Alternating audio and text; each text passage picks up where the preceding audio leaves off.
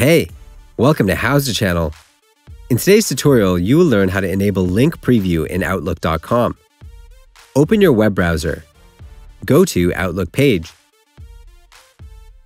Log into your account. Click on the gear icon at the top right corner.